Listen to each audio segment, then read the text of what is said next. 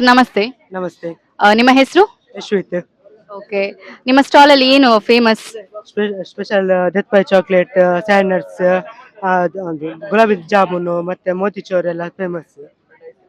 ಈಗ ice cream ಅಂತ ಅಂದ್ರೆ ಆಬ್ವಿಯಸ್ಲಿ ಎಲ್ಲ ಜನ ಬರ್ತಾರೆ. ಸೊ ಇಲ್ಲಿ ಯಾವುದಕ್ಕೆ ಹೆಚ್ಚು ಡಿಮಾಂಡ್ ಇದೆ?